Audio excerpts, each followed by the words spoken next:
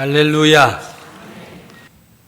오늘의 말씀의 제목은 소금과 빛 그리고 착한 행실이라고 정했습니다. 세상의 소금으로 빛으로 살라는 뜻이지요. 예수님께서 제자들과 또 함께 있는 무리들에게 이렇게 말씀하셨습니다. 너희는 세상의 소금이다. 너희는 세상의 빛이다.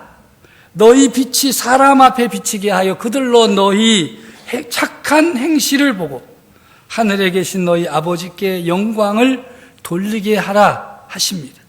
너희 빛이 사람 앞에 보이게 하여 그들로 너희 착한 행실을 보고 라고 하는 이 말씀은 풀어서 말하면 열매를 맺어라.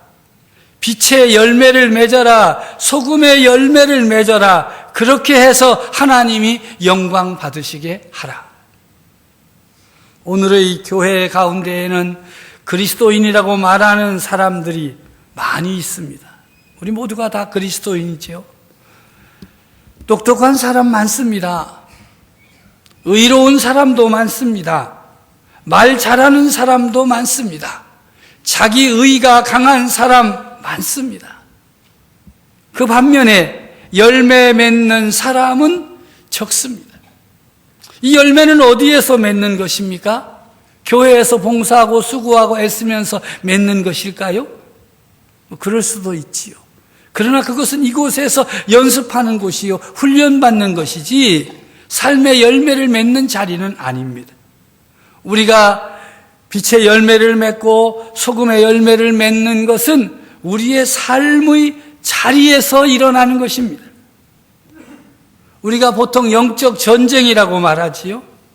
우리의 싸움은 영적인 것이지만 그 싸움의 실체는 내가 살아가고 있는 삶의 자리에서 벌어지는 것입니다.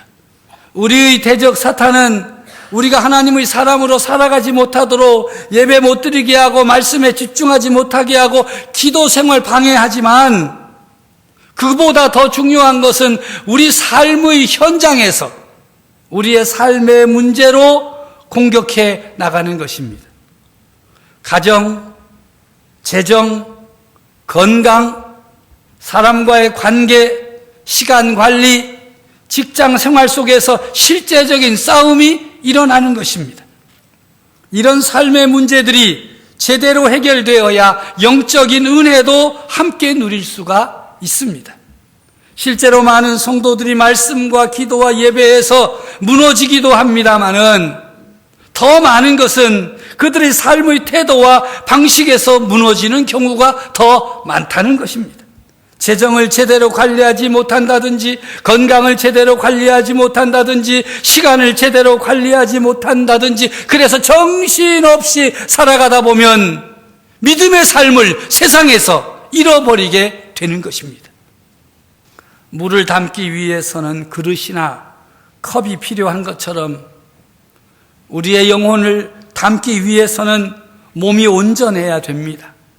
몸과 삶을 세운다고 영적인 사람으로 바로 세워지는 것은 아니지만 우리의 몸과 삶이 무너지면 영적인 삶도 함께 무너집니다. 이 두 가지가 모두 이루어져야 영과 육 모두 강건하게 살 수 있는 것이지요. 그러므로 우리는 이 영을 담는 경건의 능력을 담는 그릇을 잘 준비해야 합니다. 하나님의 말씀에 경건의 모양은 있으나 경건의 능력은 부인하는 자다라는 디모데후서 3장 5절의 말씀이 있어요.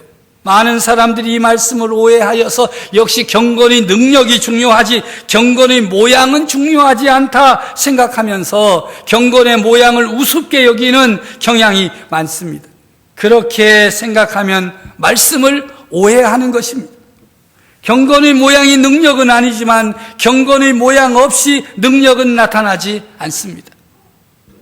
마찬가지로 삶을 세우는 것은 영을 세우는 것은 아니지만 이 삶을 제대로 세우지 아니하면 우리의 영이 힘을 쓸 수가 없게 됩니다. 우리의 몸, 우리의 삶은 내용을 온전하게 담는 그릇입니다. 내용이 중요합니다. 그렇다고 그릇 우습게 여기면 안 됩니다. 같은 음식도 어떤 그릇에 담느냐에 따라서 더 맛있게 느껴지기도 하고 더럽게 느껴지기도 하지요. 티본 스테이크 어떤 그릇에 담아 먹으면 좋습니까? 안 들어보셔서 모르신다고요? 네. 때깔나는 접시 착 해서 받쳐와야지. 그 양비, 양은 냄비에 담아오면. 근데 아무리 좋은 티본 스테이크도 개 밥그릇에 담아줘 보십시오. 여러분 집에 개 키우는데 개 밥그릇 있죠? 없습니까? 여러분 개는 밥그릇에 안 먹고 그냥 사료 주머니에서 먹습니까? 개 밥그릇 있잖아요. 근데 아무리 좋은 음식도 사람 먹는 그릇이 있고 개 먹는 그릇이 있고, 근데 어떤 집은 뭐 개도 뭐 아들이라 그러고 딸이라 그래가지고 같이 뒤섞어서 먹. 그릇이 중요해요. 물이 아무리 깨끗해도 더러운 컵에 담기는 즉시 그 물은 더러운 물이 되고 말지요. 그것은 물의 문제가 아니라 컵의 문제입니다. 만일 컵이 깨져 있다면 그 물 어떻게 되겠어요? 아무리 많이 계속해서 부어도 결국 다 새버립니다. 이것이 우리의 몸의 중요성이요, 우리의 삶의 중요함입니다. 하나님의 거룩함을 담으려면 그릇이 깨끗해야 됩니다. 하나님의 거룩한 것을 담았는데 그릇이 더럽다면 거룩함도 더럽혀지게 되는 것입니다. 온전함을 담으려면 그릇이 온전해야 됩니다. 주님의 영을 담기 전에 그릇이 온전해야 합니다.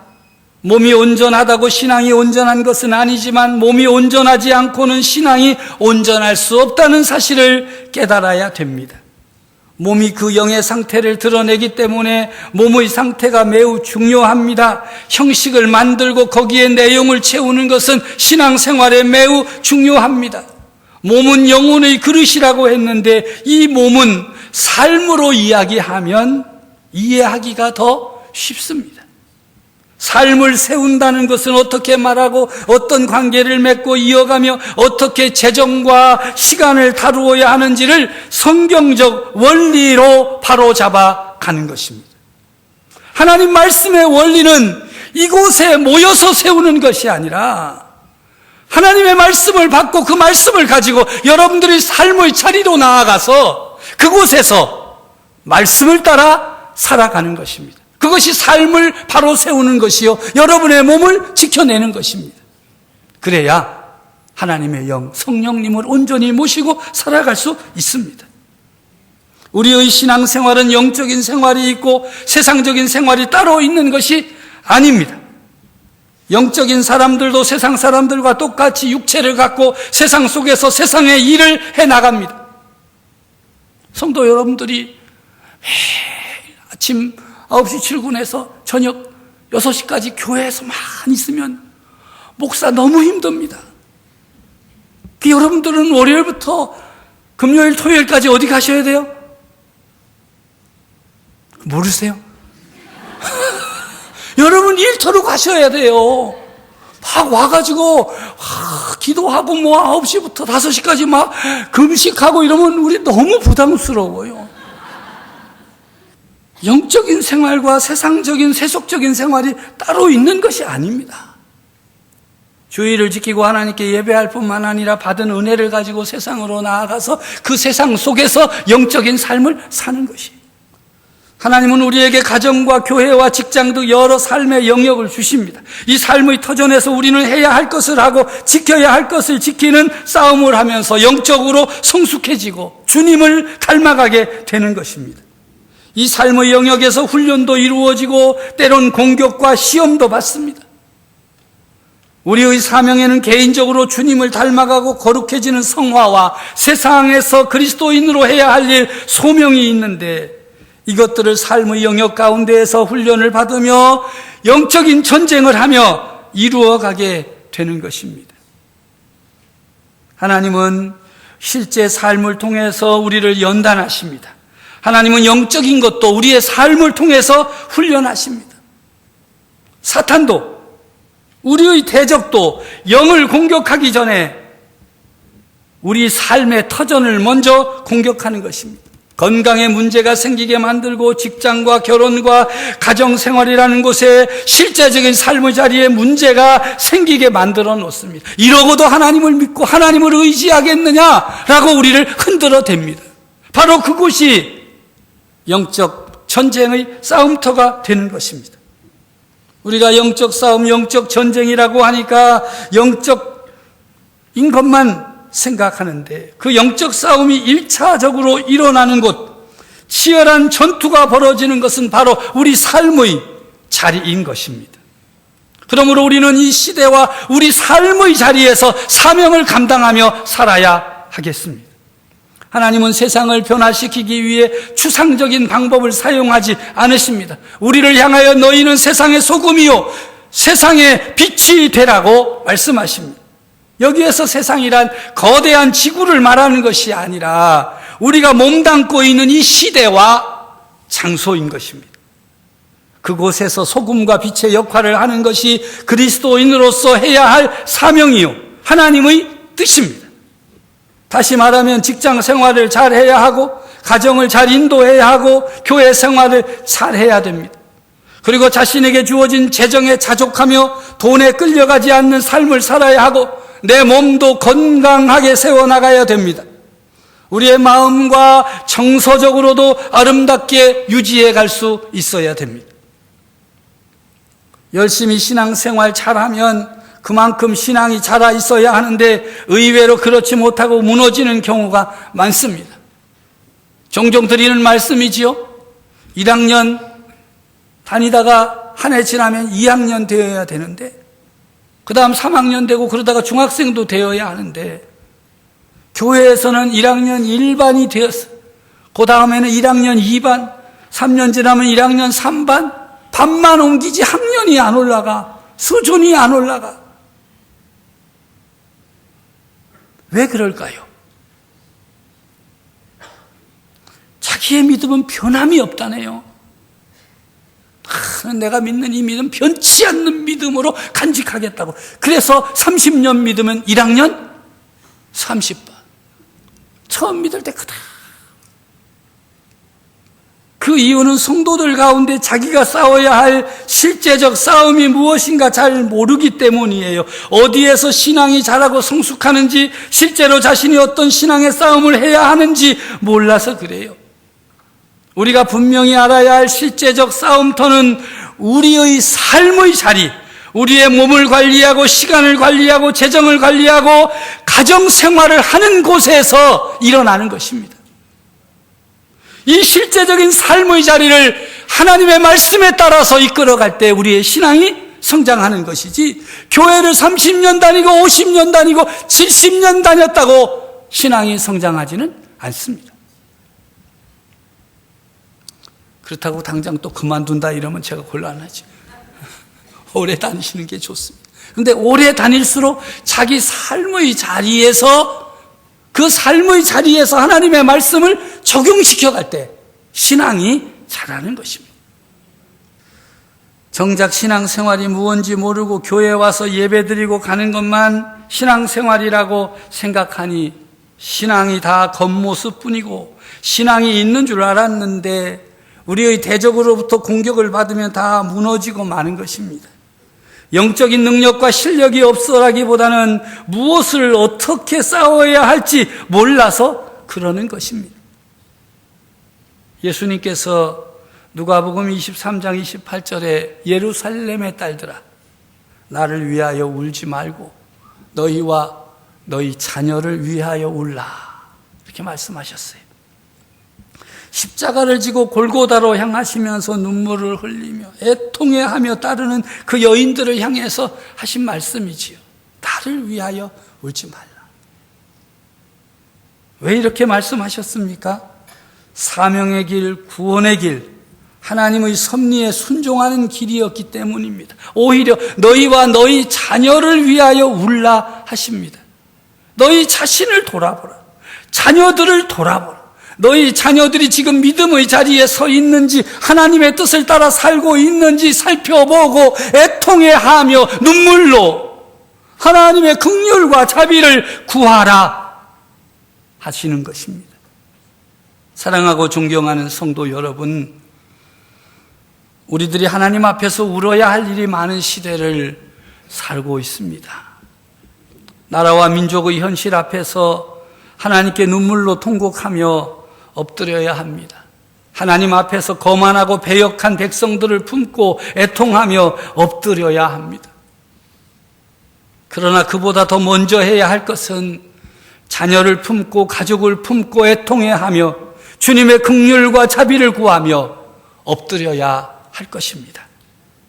8월 31일자 기도 공보에 의하면 교회 떠난 가족, 형제 자매 비율이 가장 높다는 조사 결과가 발표되었습니다.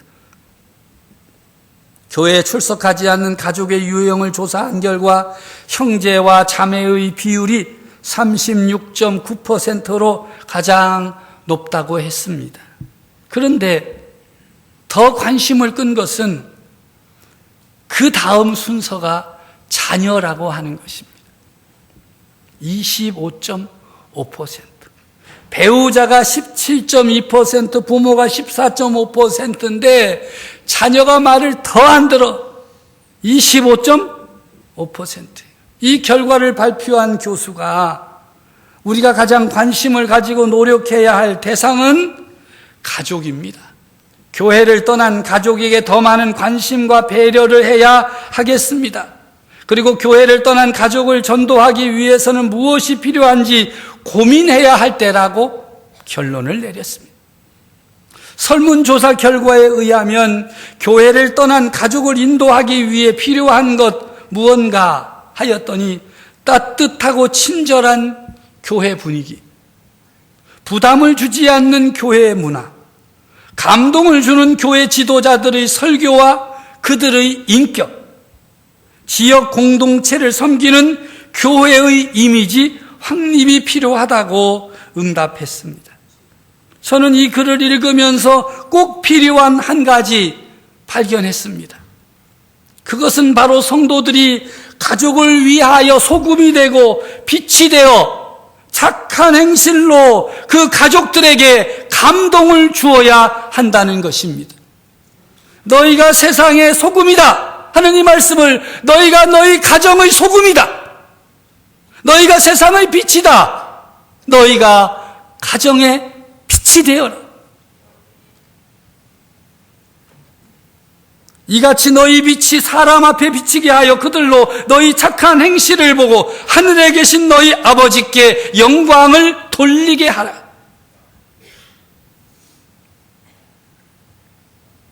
말이 안 통하잖아요. 여러분 자녀들에게 뭐 좀 알았어요, 됐어요. 말이 안 통해요. 왜 그런가 하면 오늘의 가정은 세대차가 많습니다. 예전에 제 부모님의 세대는요, 저보다 연세가 높으신 세대는 산업화 시대예요. 먹고 사는 거 어떻게 해서든지 우리가 먹고 살아야 돼. 그래서 땀 흘려 일하고 뭐 광부로도 가고 어디로도 가고 뭐 그냥 열심히 살았어요. 그래서 한강의 기적이라고 할 정도로 경제 부흥이 일어났잖아요. 전쟁의 참화를 뚫고 다 일어난 그 산업화 세대예요. 제 이후의 세대는요, 민주화 세대예요. 도대체 이래서는 안 된다. 이 나라가 민주화 되어야 된다. 그래. 그래서 민주화만 이야기하면 사람들이 막 가슴이 들끓고 산업화 세대하고 이 민주화 세대가 부딪히면 말이 안 통하고 막 짜증내고 서로 말 안 해. 그 세대가 다르니까. 그래서 그 부모가 산업화 세대의 부모가 민주화 세대의 부모 자녀들에게 말하면 안 가. 거기 안 가. 안 따라와요. 그런데 더 큰 일이 났어요. 이 민주화 세대 다음에는요, 개인주의 세대가 일어났어요. 90년대, 80년대 후반 90년대부터 태어난 사람들은 개인주의 세대예요. 그들은 전혀 달라 원하는 게 산업화도 아니고 민주화도 아니야. 그들에게 필요한 것은 정의예요. 사회 정의예요. 공정하지 않다. 90년생 이후 그들은 무엇을 원하는가라는 책에 보면 포스트 민주화 세대에게는 민주대, 반민주의 프레임이 작동하지 않는다. 다만 개인주의화 됐을 뿐 이들이 정치에 무관심하다거나 보수화됐다고 볼 수 없다. 포스트 민주화 세대는 촛불혁명을 통해 정권 교체의 정치적 효능을 경험했다. 이들은 정권 교체를 넘어서서 사회 정의를 요구하고 있다. 그런 말했어요. 이번에 또 집안들 모이면 이런 거 가지고 싸우지 마세요. 산업화 세대도 모이지, 민주화 세대도 모이지, 이제 또 누가 모여요? 개인주의 세대가 모여. 이 세 세대가 모이면 볼만하다니까? 차라리 모이질 말든지 싸우지 마세요. 그런데 이 민주화 세대는요, 사회적 맥락을 중요하게 여기기 때문에 큰 선을 위해서는 부분적인 결함도 감수해야 된다. 근데 이 요즘 일어나는 젊은 세대는 사회적인 맥락과는 관계없이 잘못된 것은 잘못된 것이다. 그 요즘 그 유명한 분 있지요? 법무부 장관 청문회 이렇게 하면서 세대차가 탁 나타나는 거예요. 민주화 세대는 이 사람이 사법 개혁을 잘할 사람이라고 어떻게 해서든지 살려보려고 하고, 젊은 세대들은 뭐라 그래요? 아니요. 틀렸어. 내로남불. 자기가 하면 괜찮고 남이 하면 안 된다. 이런 삶을 사는 사람은 안 돼. 내가 지키지 못하는 것을 강요하지 말아야 돼 하는 것이 요즘 세대들의 특징입니다. 이런 다음 세대에게 소금이 되고 빛이 되어 착한 행실을 한다는 것이 어떤 의미를 갖고 있는지 분명하게 파악하셔야 됩니다. 그리고 삶의 자리에서 실행해야 됩니다. 여러분의 입장과 여러분의 삶을 주장하면 안 됩니다. 그러면 싸움판 나고, 에이, 괜히 갔어. 전화로 할 걸. 여러분 기억하십시오. 이 젊은 세대는요, 아모스 5장 24절의 말씀 모르면서 좋아하는 이들이에요. 아모스 5장 24절에 뭐라고 되어 있습니까? 오직 정의를 물같이, 공의를 마르지 않는 강같이 흐르게 하라. 그래서 이들 세대는요, 정의와 공정에 목말라 있어요. 모든 것은 다 공정해야 된다는 거예요. 모든 과정도 정의로워야 된다는 거예요. 이 젊은 세대들이 부모님 여러분들에게 막 흥분을 하거든 뭐라고 말해줘야 돼요? 야야, 니네들이 세상을 아직 덜 살아봐서 그렇다. 우리는 먹을 것도 없고 입을 것도 없고 얼마나 죽을 뻔했는데 이 정도 산 것만 해도 다행이지 뭐가 그렇게 흥분할 일이냐. 그러면 끝이에요. 그래, 맞다. 그거 하나님의 말씀이다. 그게 하나님의 뜻이다. 정의가, 공의가, 공정함이 이루어지는 세상이 되어야 하는 것, 그것이 하나님의 뜻이다. 이렇게 말해주면 애들이 듣고 놀래가지고 부모들이 왜 저런데야? 예수 믿어 그렇다. 빛으로, 소금으로, 그리고 착한 행실로 하나님 아버지께 영광을 돌리게 하는 성도가 바로 하나님의 나라를 이루어가는 성도입니다. 말씀을 따라서 성경적 원리를 가지고 여러분의 삶 속에 구체적으로 실현해 감으로써 여러분을 통해서 우리 하나님이 영광 받으시는 놀라운 역사가 이루어지기를 간절히 바랍니다.